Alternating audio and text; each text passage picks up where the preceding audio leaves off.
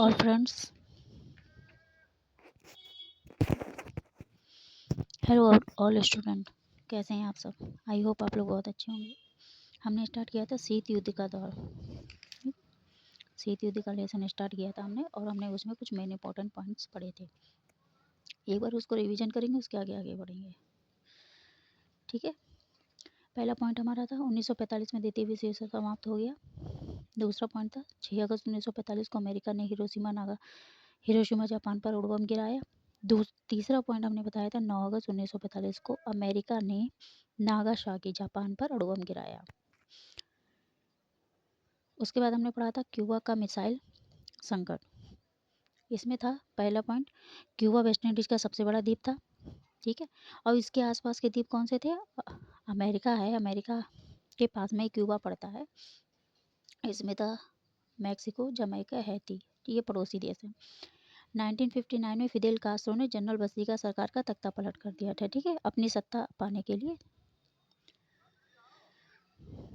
बाकी फिर इसके बाद हमारा पॉइंट था अमेरिकी राष्ट्रपति जॉन कैनेडी ने क्यूबा की नाकेबंदी की घोषणा कर दी। क्यों नाकेबंदी की घोषणा कर दी?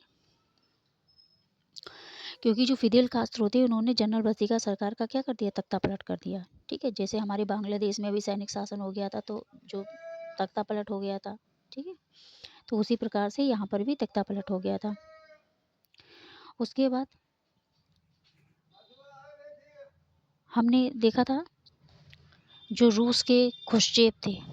ठीक, जब इन्होंने तख्ता पलट किया था उसके बाद इन्होंने क्या किया था? फिदेल कास्ट्रो ने हेल्प मांगी थी। किससे मांगी थी? रूस से, कि ऐसा है अमेरिका जो है हम पे हमला करने जा रहा है, तो हमें आपकी हेल्प की ज़रूरत है। तभी हमारे तरफ से, रूस की तरफ से जो था, इनको काफ़ी सारे हथियार, अणु बम, ये सब शस्त्रों से लैस भेजे जा रहे थे। लेकिन यहीं पर क्या किया? खुश्चेव जो थे उन्होंने अपने दूरदर्शी अधिकारी, वो कौन थे? सर्वोच्च नेता थे। कहाँ के थे? रूस के। उन्होंने ये सारी जितनी भी चीज़ें भिजवा रहे थे वो सारी वापस कर ली, बुला ली वापस अपने देश में। और उन्होंने 23 अगस्त 1962 को ये घोषणा कर दी कि सोवियत रूस क्यूबा में अपनी मिसाइल हटा ले। मतलब जो मिसाइल भेज रहे थे वो वापस करवा ली उन्होंने। ठीक है। और उसके बाद प्रधानमंत्री जो हमारे जवाहरलाल नेहरू थे, इस संकट को टालने में उनका बहुत बड़ा योगदान था। देखो, कभी कभी ऐसा होता है कि जब हम कभी किसी संकट की स्थिति में होते हैं तो कोई ऐसा व्यक्ति होता है जो हमारी बहुत हेल्प करता है। वो कुछ हमें ऐसी बातें समझाता है जिसकी वजह से हमारा माइंड चेंज होता है कि हमको ऐसा नहीं, ऐसा करना चाहिए। तो वही जो भूमिका थी, महत्वपूर्ण भूमिका, जैसे मूल्यवान योगदान बोल सकते हैं, वो हमारे प्रधानमंत्री जवाहरलाल नेहरू ने निभाया था। उसके बाद हमने पढ़ा था शीत युद्ध का अर्थ। शीत युद्ध का अर्थ क्या होता है? एक तनावपूर्ण स्थिति। वो लड़ाई झगड़ा नहीं होता, लेकिन क्या होती है? एक तनावपूर्ण स्थिति होती है। ठीक है। और हमारे शीत युद्ध का पहली बार नाम जो था, पहली बार प्रयोग किसने किया था? बर्नार्ड बारोच ने किया था। और इसको लोकप्रिय बनाया था लिपमैन ने। ला से लोकप्रिय, ला से लिपमैन। ठीक है। फिर हमने पॉइंट पढ़ा था जवाहरलाल नेहरू ने एक डेफिनेशन दी थी कि शीत युद्ध जो है क्या है? दिमाग का युद्ध या एक स्नायु युद्ध है। उसके बाद हमने दो डेफिनेशंस पढ़ी थी। एक थी ग्रीव्स की। ग्रीव्स ने शीत युद्ध को दर्शाया है, शीत युद्ध परमाणु युद्ध की एक ऐसी तनावपूर्ण स्थिति है जो शस्त्र युद्ध से कुछ अलग हटकर, मतलब शस्त्र युद्ध नहीं है लेकिन उससे कुछ अलग हटकर स्थिति है। फिर दूसरी हमने देखी थी परिभाषा जो बताई है जोसेफ फ्रैंकल ने। उन्होंने बोला है शीत युद्ध दो बड़े राज्यों के बीच विद्यमान गहरी प्रतियोगिता, चालों प्रतिचालों का सिलसिला है। जोसेफ फ्रैंकल ने बोला था कि जो शीत युद्ध होता है वो कोई शस्त्र युद्ध नहीं होता है, लेकिन क्या होता है? दिमागी युद्ध होता है। उसमें चाल प्रतिचाल होती, हम एक दूसरे के प्रति चाले चलते हैं। ठीक है।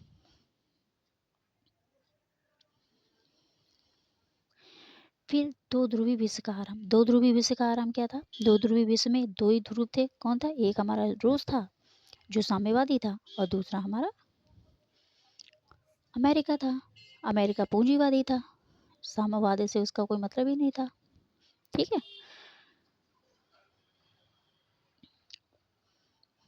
फिर आता है शीत युद्ध के कारण। अब शीत युद्ध के क्या कारण रहे थे? देखो, विस्तारवाद का बढ़ता डर। विस्तारवाद का क्या था? दोनों देश बड़ी महाशक्तियां थी, वो अपना विस्तारवाद करना चाहते थे, वो अपना विस्तारवाद करना चाहते थे। दूसरा पॉइंट है राष्ट्रीय हितों का अंतर।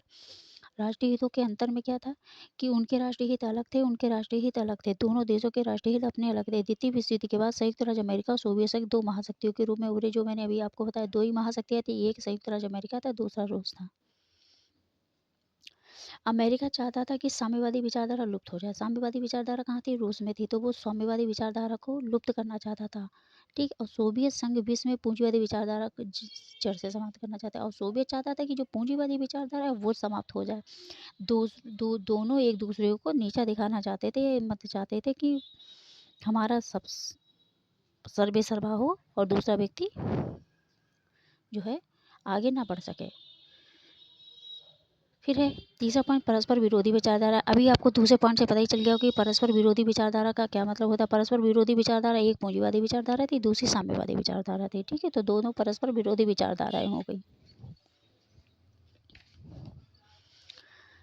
फिर हम आते हैं परस्पर भय और अविश्वास। अब परस्पर भय और अविश्वास का क्या मतलब हो सकता है, देखिए पॉइंट्स पढ़ते हैं तभी आपको समझ में आएगा। 1945 से 1947 तक के कार्यकाल के बीच सोवियत संघ और पश्चिमी शक्तियां एक दूसरे के कट्टर आलोचक बन गए थे।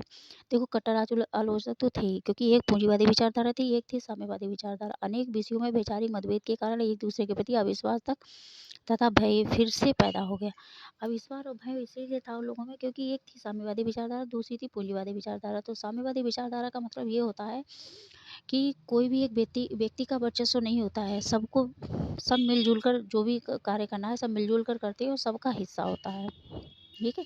जैसे हमने कोई भी कार्य या कंपनी स्टार्ट हुई, जैसे हम आजकल जो कोई भी कंपनी होती है उसमें क्या होता है, काफ़ी लोगों के शेयर्स होते हैं, तो उसको मान लो साम्यवाद मान लो कि सबके शेयर्स हैं। अब एक होता है मोनोपोली जो चलती है वो होती है पूंजीवादी। फिर हमारा फिर आ गए हम कहाँ पे आ गए, अमेरिका की सोवियत संघ के विरुद्ध शिकायतें। अब अमेरिका ने क्या स्ट्रैटेजी अपनाई, उसने सोवियत संघ के विरुद्ध शिकायतें स्टार्ट कर दी। अब इन शिकायतों में क्या था, ये आपके लॉन्ग क्वेश्चंस में आएंगे, ठीक है। रूसी सेना का ईरान से हटाया जाना, रूसी सेना जो थी ईरान से हटाया जाना। दूसरा पॉइंट, तुर्की पर रूसी दबाव।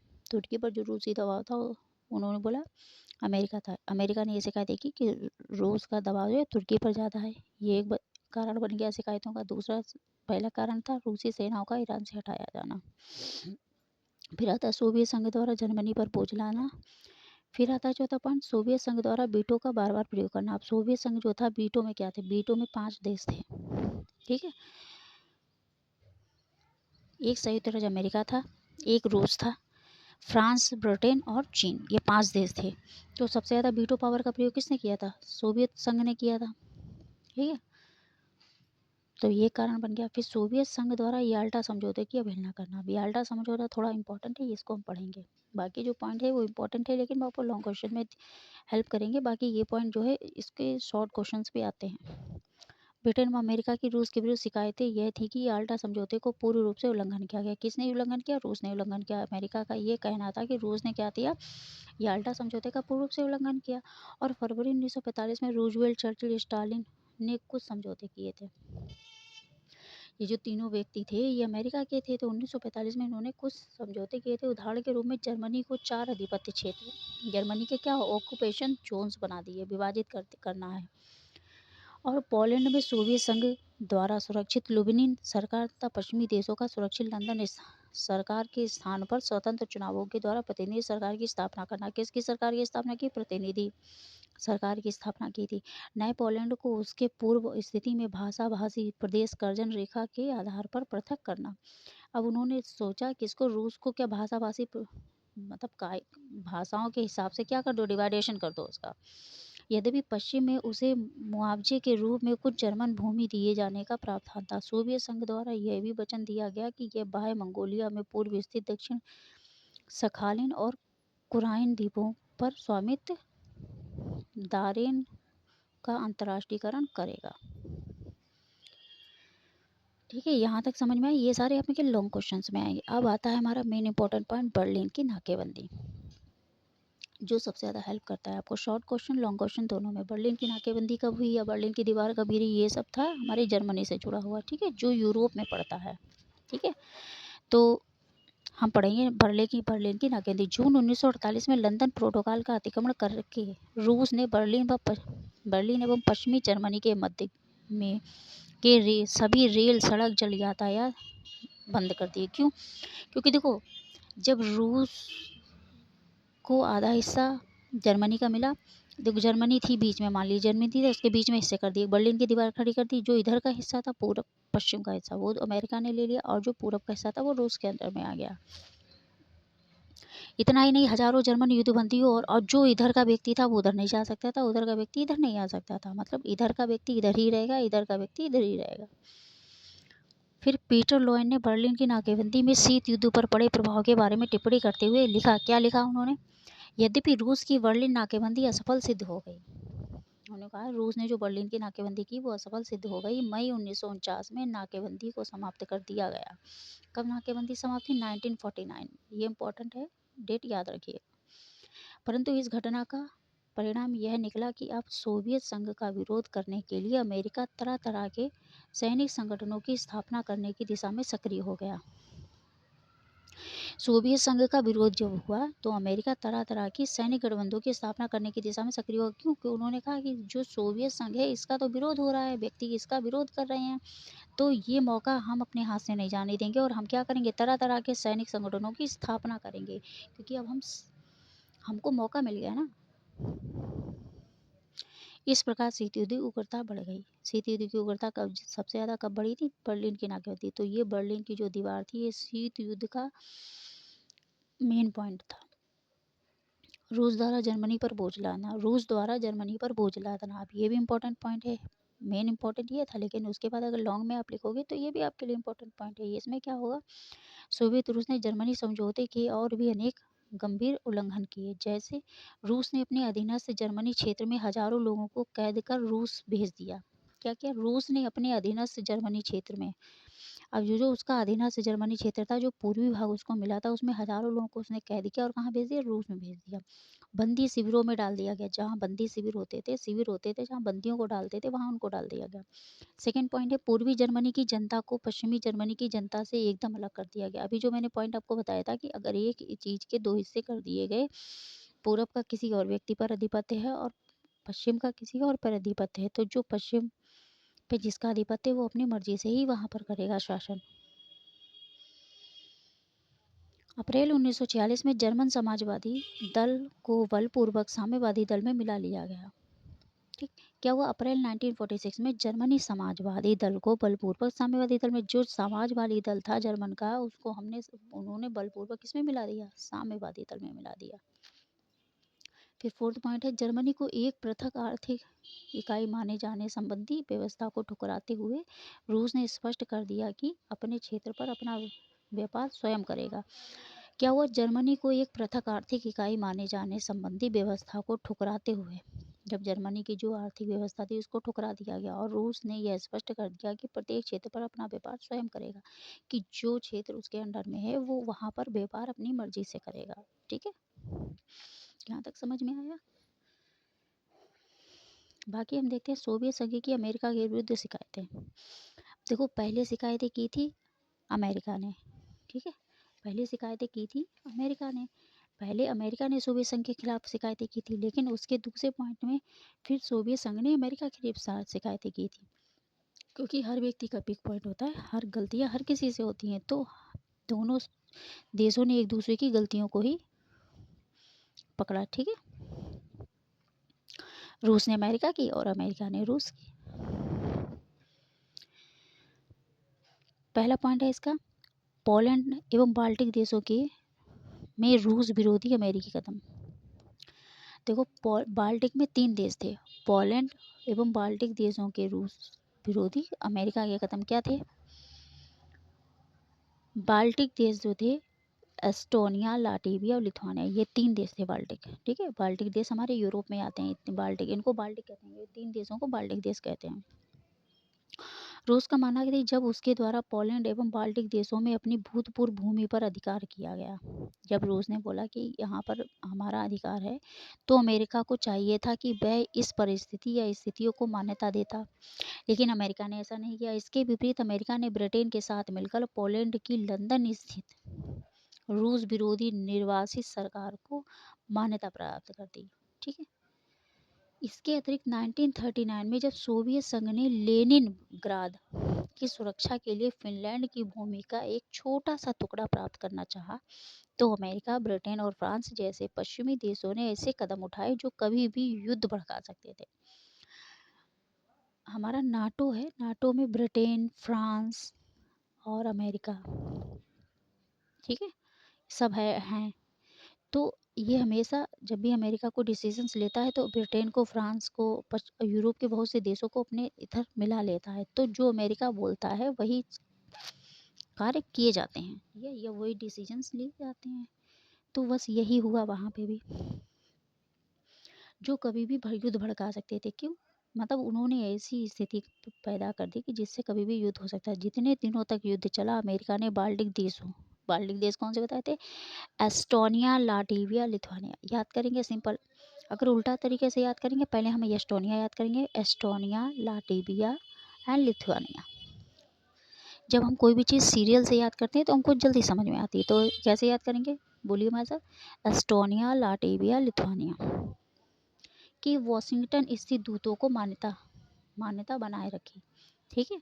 तो ये कारण था पहला, सोवियत संघ की अमेरिका के विरुद्ध शिकायतें, ठीक, कि सोवियत संघ ने, अमेरिका ने सोवियत संघ को कमज़ोर करने के लिए क्या कदम उठाए, ठीक है।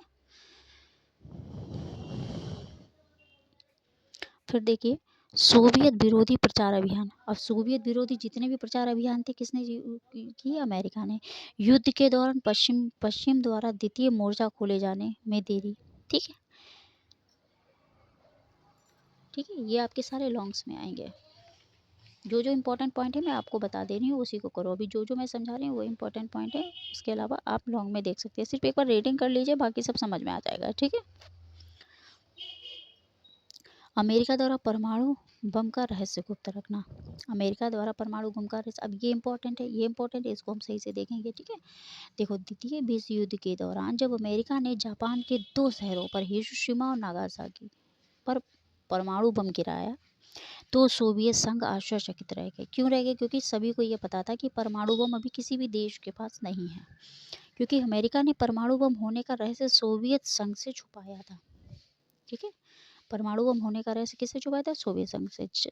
जबकि ब्रिटेन और कनाडा को इस बारे में जानकारी थी। मैंने अभी क्या बताया था, क्योंकि यूरोप के कुछ देश ऐसे हैं जो हमेशा सर्वे में रहते हैं अमेरिका के, ठीक है।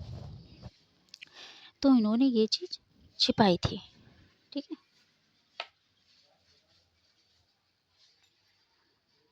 सोवियत संघ ने, अमेरिका ने नहीं बताया था कि हमारे पास परमाणु बम है, लेकिन परमाणु बम का रहस्य कब खोला? जब इन्होंने जापान के हिरोशिमा और नागासाकी पर परमाणु बम गिराया था, ठीक है। और इसकी जानकारी किसको थी? ब्रिटेन को थी। यूरोप का देश जो है ब्रिटेन, उसको थी। और कनाडा जो अमेरिका का ही ऊपरी हिस्सा है, ठीक है। तब अमेरिका का हिस्सा नहीं है, लेकिन दूसरा देश है। स्टालिन ने अमेरिका द्वारा अणुबम के रहस्य को रूस से गुप्त रखने को परस्पर विश्वासघात माना। स्टालिन जो थे उन्होंने इसको क्या माना? विश्वासघात माना। उन्होंने कहा कि परमाणु बम की जो